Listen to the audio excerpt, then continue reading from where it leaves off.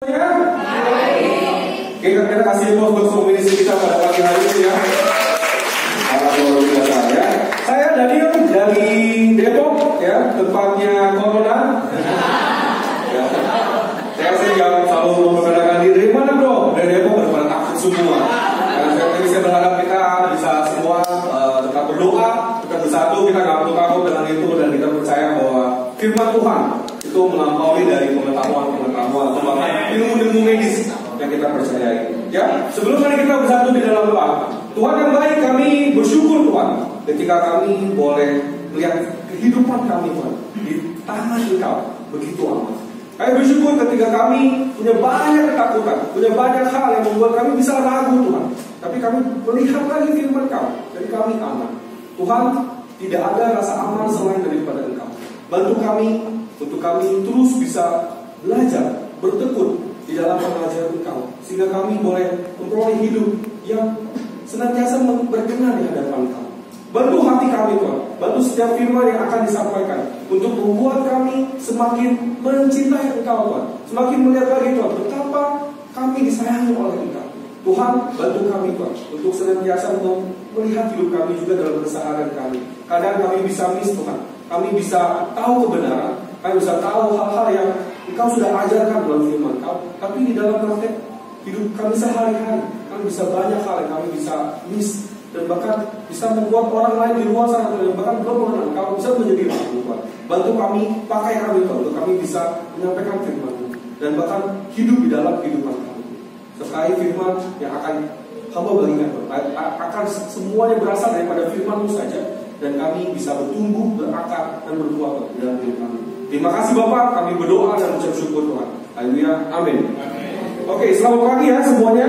Kita secara bersyukur pada pagi hari ini dengan tema yang baru ya. Di minggu lalu kita boleh dibantu oleh Pendeta John bagaimana kita bisa melihat buku Titus ya, jemaat yang berada di Kreta, satu jemaat yang cukup besar ya, satu jemaat yang bahkan ini punya histori yang cukup kelam, karena banyak orang-orang jahat di tempat ini ya, banyak orang-orang yang bahkan orang nggak suka datang ke tempat ini karena tempatnya penuh dengan pembohong, pembunuh bayaran, tempat-tempat yang orang-orang yang keras dan jahat dan seterusnya. Ini adalah tempat-tempat yang tidak benar.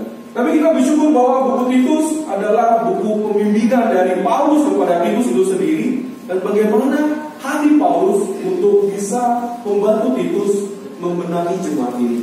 Kita tahu nggak gampang untuk bisa membenahi jemaat yang keras, betul ya? Di minggu lalu Pendeta John sudah sampaikan bahwa jemaat di Kreta adalah jemaat yang hidupnya tidak tertib. Ya, ini yang di minggu lalu ya. Karena sudah banyak orang hidup tidak tertib, terutama di antara mereka yang berpegang pada hukum sunat, Titus 1 dan 10. Banyak jemaat yang tidak tertib, omongannya sia-sia, pengajarannya hanya untuk mendapatkan untung. Banyak dongeng-dongeng Yahudi yang disampaikan, pengajar-pengajar palsu, hidup munafik, berbohong, berselisih, fitnah, bertengkar, menolak nasihat, dan seterusnya. Kita sudah belajar di minggu lalu. Dan ini keadaan yang tidak mudah, sehingga Paulus meminta Titus untuk menetapkan pemimpin-pemimpin. Dan kita tahu bahwa di minggu lalu kita belajar dari Pendeta John tentang strong leader. Untuk bisa membantu jemaat ini bisa kembali kepada pengajaran yang benar, perlu adanya pemimpin yang kuat. Dibilang ada karakternya, kondak hidupnya dilihat, kelakuannya seperti apa, punya keyakinan, dan bahkan kompetensi di dalam firman Tuhan. Inilah yang bisa membantu jemaat untuk bisa melihat pengajaran. Tapi seperti saya bilang tadi, pemimpin boleh bagus, tapi kalau dia tidak juga mengajarkan, itu juga akan sia-sia. So hari ini yang kita mau belajar adalah kita melihat jemaat ini secara pengetahuan firman, pengajaran sudah mulai menyimpang. Di Titus 1:16 dikatakan, mereka mengaku mengenal Allah, tetapi dengan perbuatan mereka menyangkal Dia. Mereka keji dan durhaka dan tidak sanggup berbuat sesuatu yang baik. Kebayang gak kalau kita sebagai satu jemaat dikatakan sudah tidak sanggup lagi berbuat sesuatu yang baik. Tidak sanggup berbuat sesuatu yang baik. Karena mereka merasa mengenal Tuhan, tapi dengan perbuatannya tidak. Ada isu dari keyakinan yang hilang di jemaat mereka. Ada isu bahwa pengajaran di sana sudah mulai menyimpang. Dan Paulus meminta Titus bantu jemaat ini untuk bisa kembali kepada pengajaran yang benar. So, hari ini yang saya mau bagikan pada kita boleh punya strong leadership, tapi sebagai satu jemaat kita perlu punya pengajaran yang sehat, sound teaching. Ini kita akan pelajari hari ini dari buku banyak Titus 2. Ya, di Titus 1 kita lihat pemimpin. Yang kedua di Titus 2 adalah pengajaran yang baik, pengajaran yang sehat. Inilah yang bisa membantu jemaat untuk punya karakter, punya keyakinan kepada Tuhan. Tidak gampang untuk membantu jemaat di Kreta. Tapi kalau kita membiarkan pengajaran terus salah, pengajaran terus sesat, maka akan banyak orang bukan lebih baik malah lebih buruk. Titus 3 ayat 8 ini adalah ayat tema kita bulan ini. Dikatakan di sini, perkataan ini benar, dan aku mau supaya engkau dengan yakin menguatkannya, agar mereka yang sudah percaya kepada Allah sungguh-sungguh berusaha melakukan pekerjaan yang baik. Itulah yang baik dan berguna bagi manusia. Di bulan ini, kenapa kita mau belajar menjadi pemimpin yang strong? Kita hari ini mau belajar tentang pengajaran yang sehat. Kenapa? Karena sebagai orang yang percaya, orang yang sudah tahu kebenaran, seharusnya gampang nggak berbuat baik?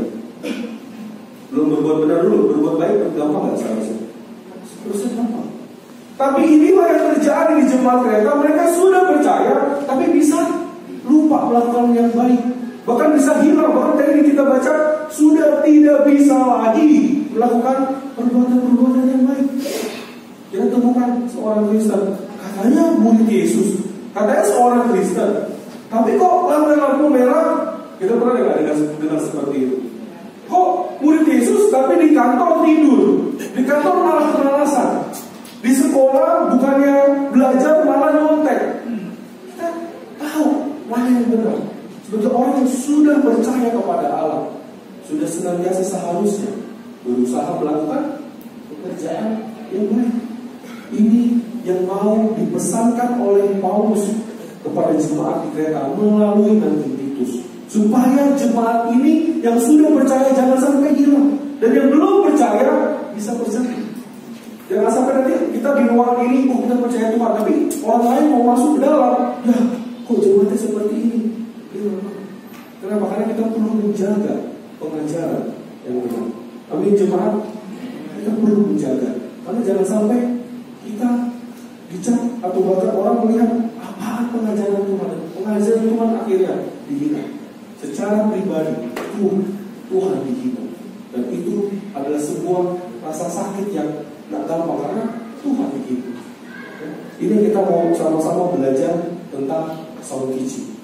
Saya bersama dengan Uli, kita membantu di single, di kampus, dan di teams. Ini adalah pekerjaan untuk generasi-generasi berikutnya yang sangat menarik dan juga menantang. Ya, kenapa sound teaching ini bagi saya sangat berarti bagi saya? Kenapa? Karena tanpa kita sadari, kalau kita tidak punya pengajaran yang sehat, maka impact-nya adalah bukan hanya kepada kita, tapi kepada anak-anak kita. Betul? Kita tidak bisa memungkiri bahwa kita hidup bersama dengan satu dengan yang lain, bahkan juga dengan anak-anak kita. Pesan di buku Titus 2 adalah sangat kuat kepada keluarga, kehidupan sehari-hari. Di Titus 1 sudah banyak dijelaskan tentang pemimpin karena mau berbicara tentang satu gereja, satu komunitas. Tapi di buku Titus 2 lagi mau dibenahi dari sisi keluarga, dari sisi di rumah bagaimana, kehidupan sehari-hari gimana, kita mungkin di kampus gimana, di sekolah gimana, di semua area hidup kita sehari-hari seperti apa. Dan ini adalah pesan yang sangat kuat di buku Titus 2. Bagaimana pengajaran yang sehat sebenarnya yang paling powerful bukan hanya di sini. Saya kasih tahu, percaya Tuhan ya, itu percaya semua.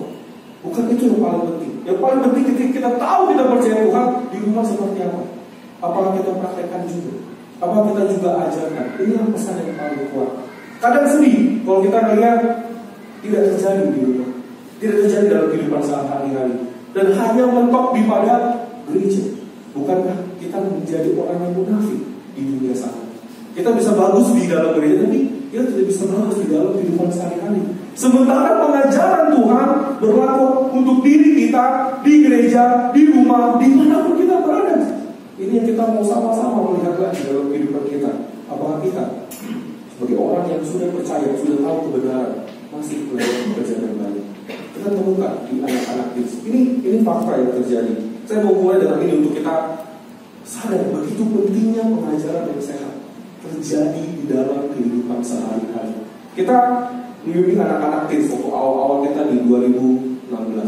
Kita pernah study sama anak teens. Papa mama murid. Seharusnya kalau papa mama murid, bagus gak seharusnya? Harusnya bagus. Papa mama sudah murid, dan ini bukan murid yang baru, ini udah lama menjadi murid Yesus. Kita study anaknya. Kita study anaknya. Terbesit kata-kata seperti itu. Kita lagi belajar tentang dosa saat itu. Apa yang kamu rasakan tentang kehidupan di rumah? Apa yang kamu bisa pesan kepada papa mama? Atau apa yang kamu simpan dalam hati kamu ada papa mama? Papa mama sudah murid tuh, ini udah lama. Dan anak berkata seperti ini, saya mau bunuh bapak saya. Saya mau bunuh bapak saya. Kok bisa kamu bilang seperti itu? Iya, saya selalu kasih ekspektasi, gak pernah dapat kasih. Karena kamu sudah murid. Iya, tapi seperti itu nyatanya. Mama juga sudah murid, sudah. Tapi seperti itu nyatanya. Dan dia banyak kepahitan dengan bapaknya. Saya mau bunuh bapak saya. Bagaimana perasaan kita? Kita sudah murid, sudah percaya pada Allah. Tapi ternyata kita belum melakukan pekerjaan yang baik. Anak kita gak bisa lihat itu. Bahkan dia saya mau bunuh bapak saya. Bunuh. Kalau masih saya marahan sama bapak saya itu masih oke. Saya mau bunuh bapak. Ada lagi. Ada juga kita tadi. Saya tak betah di rumah. Rumah seperti neraka. Dia bilang seperti itu. Bagaimana kita tanggapan? Ini juga sama. Yang saya tadi, anaknya dari murid. Papa mau sudah murid. Kok bisa terjadi? Apalagi dia berkata seperti ini. Papa saya sibuk. Mama saya lebih suka Facebookan. Kita nggak pernah ngomong. Saya lebih suka ngomong sama anjing saya. Oke, itu terjadi. Dan kita dengar, benar-benar masa sih? Kita mungkin bisa bilang, masa sih? Cuma kita tanya anak kita. Bagi kita yang punya anak. Atau kita yang di dalam single, kita tanya aku dengan yang lain. Bro, gimana ibu saya? Itu terjadi. Saya lebih suka ngomong sama anjing saya. Lebih mengerti saya, bro. Aneh ya?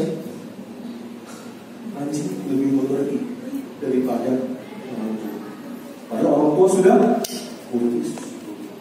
Ini beban yang sangat berat. Kenapa? Karena sebagai orang yang tahu kebenaran, kita butuh mempraktekkannya dalam kehidupan sehari-hari. Amin jemaat. Itu yang terjadi. Dan saya tidak mungkin ngarang dosa, mengatakan dosa ke saya nanti. Ya, tapi itu terjadi. Papa, mama, bahkan sehari-hari di lingkungan kita apakah sudah mempraktekkan itu? Titus 2 ayat 1. Tetapi engkau beritakanlah apa yang sesuai dengan ajaran yang sehat. Buku Titus 2 memulai dengan ini. Tetapi engkau beritakanlah apa yang sehat. Beritakanlah di banyak translation yang dikatakan promote, speak, bicara, ajarkan, teach, jelaskan, explain. Ya. Kenapa ini penting? Untuk saya memulai poin saya yang pertama. Untuk tahu pengajaran yang sehat, kita jangan cuma tahu saja, tapi kita juga perlu beritakan. Kita perlu promosi, kita perlu katakan, kita perlu ajarkan, kita juga perlu jelaskan. Pertanyaan kepada kita hari ini, kita tahu pengajaran yang benar, betul kan? Dari murid Yesus, kita tahu ini dosa, ini hidup murid, ini mencintai Tuhan, ini kita kehidupan dalam satu dengan yang lain, mengasihi. Kita tahu semua itu. Kita tahu semua. Pertanyaannya adalah, apakah kita beritakan? Apa Apakah kita masih promosikan itu di rumah? Kita masih jelaskan itu di rumah? Masih kita beritakan di rumah? Atau sudah buat kita sendiri dan kita sudah stop memberitakan itu? Poin saya pertama, dengan pengajaran yang sehat, explain. Kesedihannya adalah ketika kita tahu kebenaran, kita sudah tidak explain lagi. Kita sudah tidak kasih tahu lagi, kita beritakan lagi. Dan kita lebih suka beritakan yang menurut kita bagus aja, atau kekuatan kita. Tapi kita nggak explain tentang Tuhan. Apa yang banyak kita explain di rumah? Apa yang banyak kita promosikan di rumah? Apa yang banyak kita ajarkan di rumah? Apa yang banyak kita katakan di rumah dan kehidupan kita sehari-hari? Apakah masih memberitakan tentang Yesus? Atau kita sudah mulai memberitakan hal-hal dunia saja? Tahu gak, papa hebat loh, bisa bikin ini. Papa hebat loh, punya ini, punya itu. Tapi kita gak pernah explain tentang pengalaman kita bersama dengan Tuhan. Ini yang menjadi miss. Kenapa kita bisa melihat kok pengajaran yang sehat tidak terjadi? Karena kita gak pernah beritakan. Kenapa jemaat kita lama-lama makin jahat?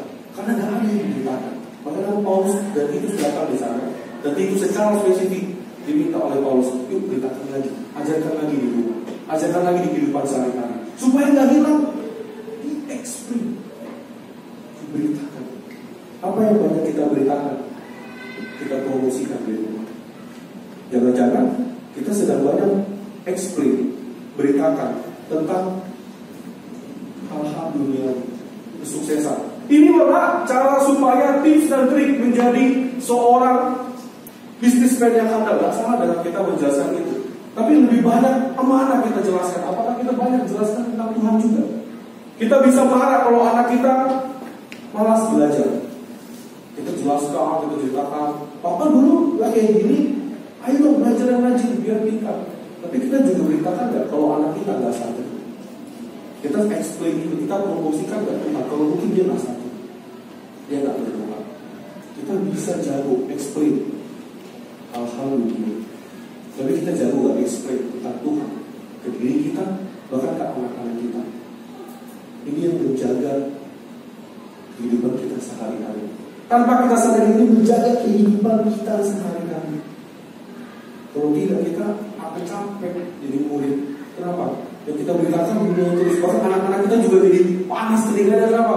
Papa mama cuma cerita tentang uang, harta, jabatan, ini, tapi nggak pernah cerita tentang Tuhan. Apa yang kita sering cerita? Apakah terjadi devotional ini? Apa terjadi devotional bahkan antar kita sesama single, sesama married, sesama piwa, sesama teens? Kita masih terjadi ya? Supaya apa? Kita beritakan tentang Yesus. Pengajaran yang sehat perlu terjadi di rumah. Apa bahayanya kalau kita tidak beritakan? Kita tahu bahwa dunia makin kencang, betul ya? Kalau tidak kita beritakan tentang Yesus setiap hari, yang banyak mereka dapat setiap hari apa? Dunia. Tips dan trik supaya bisa kaya dalam 10 menit. Tips dan trik supaya bisa penghasilan 100 juta dalam waktu 2 tahun. Itu akan terlintas dari mereka. Tapi Yesus itu baik, tapi kita ceritakan. Kenapa Yesus baik? Memberitakan tentang Yesus itu adalah gembala yang setia, kita ceritakan itu. Yesus mati di atas kayu salib untuk kita beritakan itu. Atau lebih banyak kita beritakan semua tentang kita, tentang dunia, tentang hebatnya dunia, tapi hebatnya Tuhan kita nggak pernah ceritakan. Itu yang membuat keluarga bisa kehilangan Tuhan, bahkan menjauh dari Tuhan. Prioritas hilang karena kita nggak beritakan, kita nggak promosikan. Promosi, kalau kita melakukan marketing, kita pasti tahu promosi itu akan membantu apa? Secara pola pikir, secara tidak langsung itu kayak nempel. Ya. Ada masih juga iklan apa yang paling membekas kalau kita nonton TV? Itu promosi kira-kira. Tapi kalau di rumah kita nggak promosi tentang Yesus, hilang Yesusnya di situ. Oh iya ya, Yesus mah nanti aja deh. Yang penting saya kaya aja udah dulu. Yaudah saya karir dulu aja. Yesus mah terakhir belakangan. Ini membuat kita jadi kehilangan pengajaran yang sehat. Anak-anak sudah tidak tahu lagi. Satu dengan yang lain sudah tidak tahu. Mari kita explain. Hal yang paling simpel kita gaungkan di rumah, di grup. Contoh, ketika kita selesai dari ibadah, kita kumpul grup, apa yang kita beritakan? Atau kita lebih banyak beritakan, mau makan apa bro di sini? Kita di mana kita bermakan? Tapi kita udah lama beritakan tentang Tuhan. Saya mau encourage kita setelah dari kita selesai ibadah, kita explain tentang hebatnya itu dalam kehidupan kita sehari-hari. Dalam ketika kita kumpul grup single, Iwa, Melendis, kampus, semua kita kumpul memberitakan firman. Di rumah kita juga beritakan ini. Di kantor kita beritakan ini. Di manapun kita berada, kita beritakan. Apa yang viral dalam hidup kita hari ini? Itulah yang mempengaruhi hidup kita. Apa yang viral sekarang? TikTok. Ya. Sekarang udah gak lepas anak-anak muda dari TikTok. Bahkan orang-orang dewasa pun ikut TikTokan. Ya. Ini semua umur. Itu viral. Tapi saya mau tanya, anak-anak kita sendiri, sekitar kita, tahu gak tentang Yesus? Masih viral gak Yesus di dalam kehidupan kita? Karakter-karakter Kristus masih gak viral dalam hidup kita? Jangan-jangan yang viral lebih kuat TikTok, lebih kuat apa tuh stiker-stiker, lebih banyak emot-emot segala macam di dalam sosial media. Tapi Yesus sudah gak viral lagi. Anak teens, PUBG, Mobile Legends itu pasti masih viral. Tapi Yesus masih viral gak dalam hidup mereka? Ini kita perlu pastikan dari sister. Maka kita perlu explain, kita perlu promosikan, kita perlu jelaskan, kita perlu katakan terus-menerus. Karena itu yang menjaga mereka. PUBG semua gak menjaga mereka. Firman yang bisa menjaga mereka. Itu yang membuat generasi ini aman, generasi kita aman, generasi berikutnya aman, generasi berikutnya aman. Kalau kita viralkan tentang Yesus, apa yang viral dalam hidup kita hari ini? Coba kita cek. Yang kedua, di Titus 2:2-10. Saya mulai bagi-bagi. Ini untuk laki-laki yang tua dan perempuan yang tua. Saya sudah dewasa. Ya. Laki-laki yang tua hendaklah hidup sederhana, terhormat, bijaksana, sehat dalam iman, dalam kasih, dan dalam ketekunan. Demikian juga perempuan-perempuan yang tua, hendaklah mereka hidup sebagai orang-orang beribadah. Jangan memfitnah, jangan menjadi hamba anggur, tetapi cakap mengajarkan hal-hal yang baik. Dan dengan demikian, mendidik perempuan-perempuan muda mengasihi suami dan anak-anaknya, hidup bijaksana dan suci, rajin mengatur rumah tangganya, baik hati dan taat kepada suaminya, agar firman Allah jangan dihujat orang.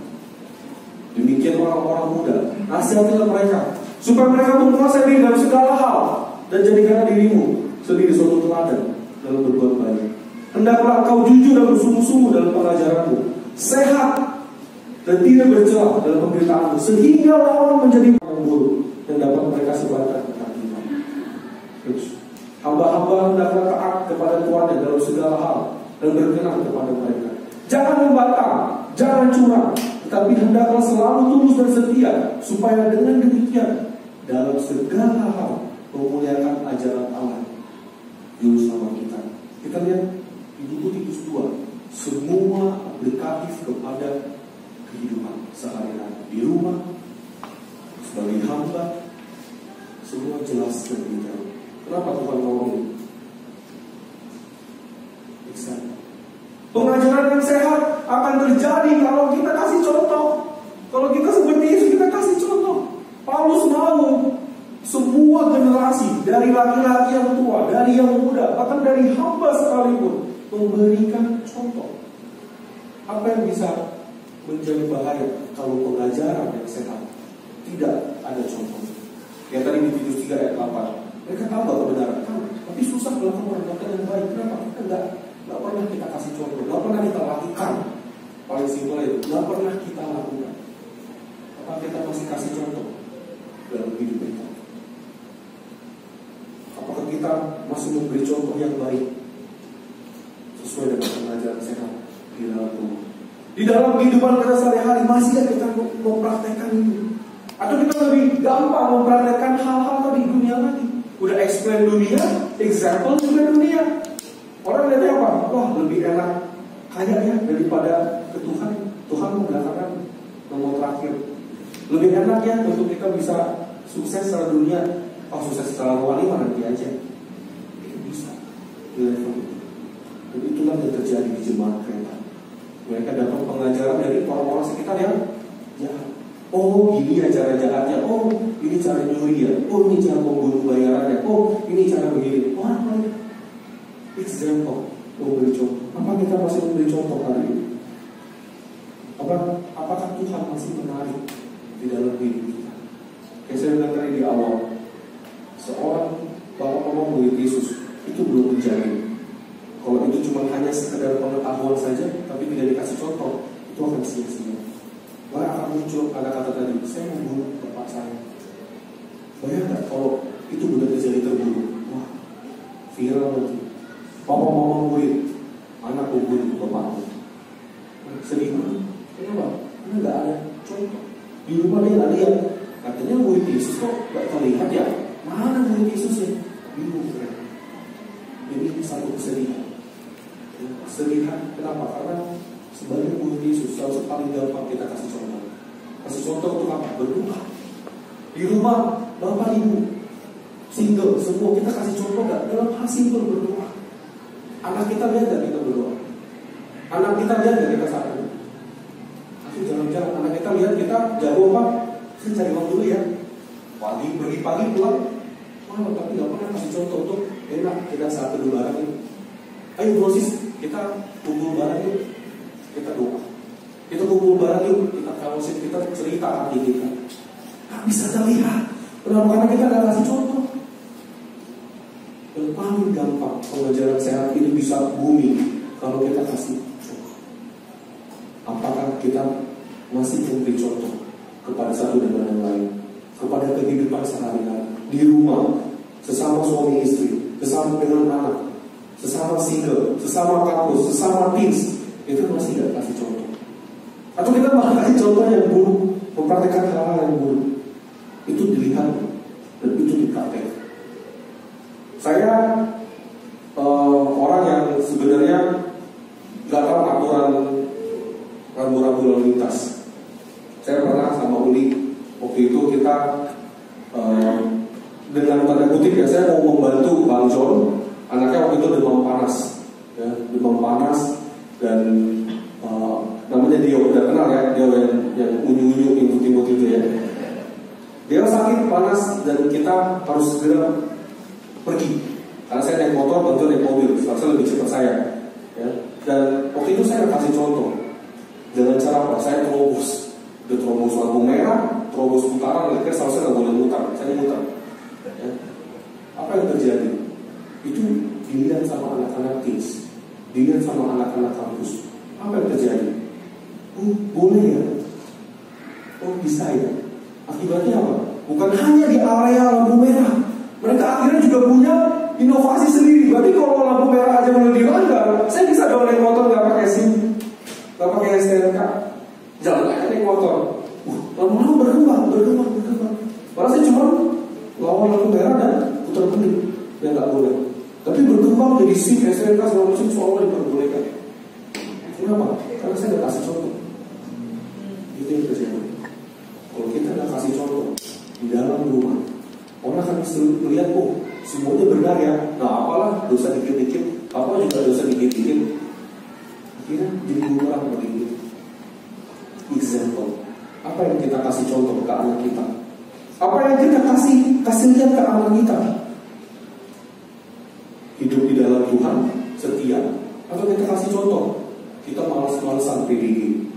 Males banget PDG, capek. Lagi corona nih, gak mau kemana-mana. Atau kita kasih contoh, nah, mau ada corona, mau apa pergi, mama pergi, PDG, PDA. Yang penting apa? Saya bisa ketemu bersista, saya bisa dapat firman Tuhan, saya dikuatkan oleh firman Tuhan. Itu contoh. Apa kita masih kasih contoh dalam kehidupan kita sehari-hari? Orang akan melihat. Karena kalau kita lihat gambar ini, semua pada kaget dari Yesus. Kok ngapain ya? Nggak suka.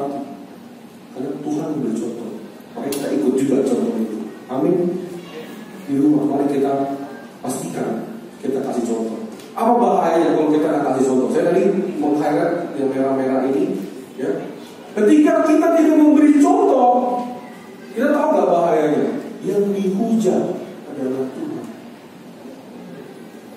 Kesedihannya adalah kalau Tuhan dihujat. Saat kita tidak memberikan contoh, kita sebenarnya sedang membuat diri kita menghujat Tuhan. Kita nggak memuliakan Tuhan. Hidup kita mau memuliakan Tuhan, amin. Tapi ketika kita tidak melakukan yang baik, kita tidak terapkan itu di rumah, kita sedang menghujat Tuhan. Anak tidak terasa dikasihi, sesama satu dengan yang lain tidak merasa adanya Tuhan. Orang nggak bisa lihat itu, dan akhirnya menghujat, apaan ini. Dan akhirnya nggak viral Tuhan. Yang viral adalah kejelekan. Kita tahu ya, kalau diperbandingkan kebaikan dan kejelekan, orang akan lebih suka apa? Kejelekan. Anggaplah saya lakukan 1000 hal yang baik, tiba-tiba saya tadi lawan lampu merah. Yang banyak di-highlight yang mana? Dari lampu merah. Kalau saya sudah lakukan 1000 hal, tapi hanya gara-gara saya buka lampu merah, Tuhan masa mendekat pelayan kayak gitu. Udah habis. Baik apa nggak gampang untuk bisa kita memulai Tuhan. Kita terus cek hidup kita masih gak jadi contoh. Kita terus pastikan apa yang kita ajarkan, apa yang kita belajar itu dipraktikkan. Bukan cuma sekedar wacana, bukan sekedar cuma tertulis aja, tapi kita praktekkan. Kenapa? Karena kita maunya apa? Memuliakan Tuhan, bukan memuja Tuhan. Ini bersama-sama jemaat Bogor, satu dengan yang lain, kita memuliakan Tuhan dengan memberi contoh satu dengan yang lain. Kalau ada yang belum benar, kalau ada yang masih salah, kita bantu, bro. Kamu masih keliru dulu. Yuk kita sama-sama berjuang. Bukan malah kita berjadi orang itu, kamu salah nih. Ya akhirnya kita posting gitu. Kita mau memuliakan Tuhan bersama-sama. Yang ketiga, di Titus 2 ayat 12-14. Ia mendidik kita supaya kita meninggalkan kefasikan dan keinginan-keinginan duniawi, dan supaya kita hidup bijaksana, adil dan beribadah di dalam dunia sekarang ini, dengan menantikan penggenapan pengharapan kita yang penuh bahagia dan penyataan kemuliaan Allah yang maha besar dan juru selamat kita Yesus Kristus, yang telah menyerahkan dirinya bagi kita untuk membebaskan kita dari segala kejahatan dan untuk menguduskan bagi dirinya suatu umat kepunyaannya sendiri yang rajin berbuat baik. Saya mau tanya, tadi kita juga komuni, kenapa Yesus mati di atas kayu salib buat kita? Kenapa dia mau sampai menyerahkan dirinya, membebaskan kita dan menguduskan bagi dirinya kepunyaannya? Buat apa? Kalau kita tahu ini, lalu kita tetap aja berbuat jahat, kita tetap aja nggak lakukan, karena supaya kita rajin melakukannya. Kita rajin melakukannya. Jangan sampai Yesus mati di kayu salib buat sia-sia, tapi untuk kita tambah rajin berbuat baik. Kita nggak capek bantu orang, kita terus berbuat baik di dalam kehidupan kita sehari-hari. Yang ketiga, bersemangat. Pengajaran yang sehat hanya akan berlalu begitu aja, udah nggak dipraktekkan, udah tidak kita jelaskan. Kenapa kita udah lakukan 2 hal itu? Kita juga perlu lakukan dengan semangat, konsisten, terus-menerus, tidak berhenti dengan keadaan. Ya bro, saya hanya mau menyampaikan, menjadi contoh kalau saya duitnya lebih banyak, kalau ya poin saya lagi dapat, ya, kalau keadaan saya lebih bagus. Enggak, kita apapun terjadi kita semangat. Kenapa? Karena Yesus yang mati di atas kayu salib supaya apa? Supaya kita rajin. Ya, kalau dari penerjemahan lainnya adalah rajin ini, zealous, full committed. Kita mau jadi orang yang benar-benar komitmen, bukan hanya 1-2 kali atau setelah khotbah ini kita lakukan, minggu depan enggak, rajin terus lakukan. Kenapa? Karena efeknya bukan hanya untuk kita sekali, tapi untuk generasi berikutnya.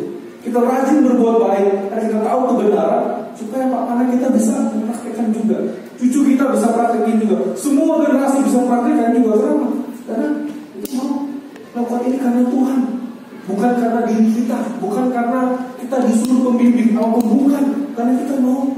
Karena Tuhan udah kasih semuanya ini buat kita. Kita rajin melakukan. Mari bersihkan. Kita juga di akhir saya mau katakan, kita punya motivasi yang benar kepada kita melakukan perbuatan yang baik, bersemangat. Kadang kita bisa melakukan ini karena membuktikan diri. Wah, Bro Daniel kasih tantangan, saya lakukan. Bukan, karena kita mau mengasihi itu. Ini yang awet. Ini akan menjaga semangat kita, kerajinan kita terus-menerus. Kalau kita mengasihi Tuhan, bukan karena membuktikan diri.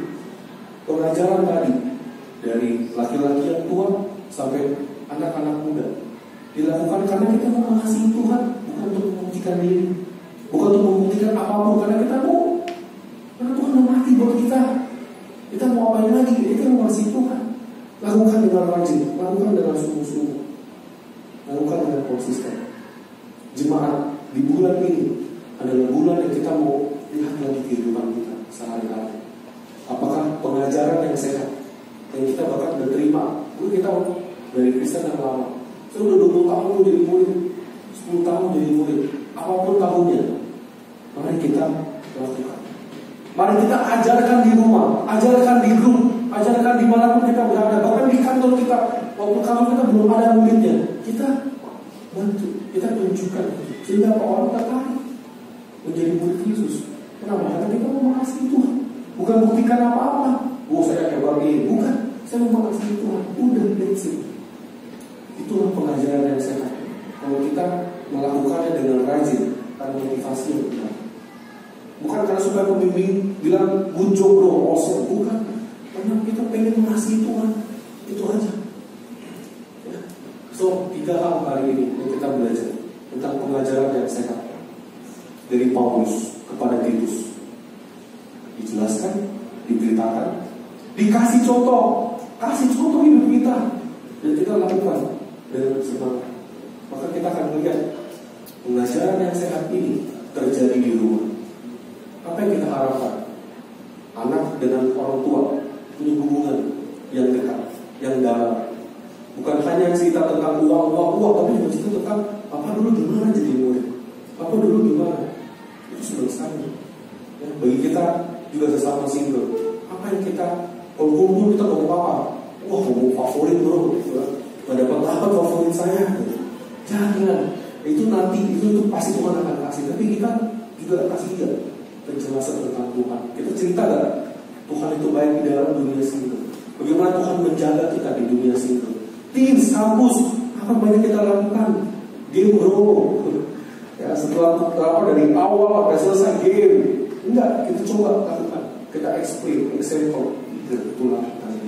Amin jemaat. Mari pengajaran yang sehat ini untuk kita lakukan bersama-sama. Dan kita akan melihat rumah tangga, kehidupan itu menjadi lebih baik. Kenapa? Karena kita sudah tahu kebenaran itu. Sangat sedih kalau kita tahu kebenaran, tapi tidak kita praktekkan. Dan orang tidak bisa rasakan, dan anak-anak juga tidak bisa rasakan itu. Yang terjadi adalah kita bisa menyerah jadi murid. Benar ya? Coba kalau misalkan kata-kata tadi, saya mau bunuh bapak saya, itu terjadi sama keluarga kita. Apa yang kita rasakan? Saya nggak mau di rumah kayak neraka. Apa yang kita pikirkan? Atau kita bilang, saya lebih suka ngomong sama anjing saya daripada sama orang tua saya. Apa yang kita rasakan? Mau kita seperti itu? Kita tidak mau. Makanya kita perlu menjaga pikiran kita, hati kita dalam praktek hidup sehari-hari, dalam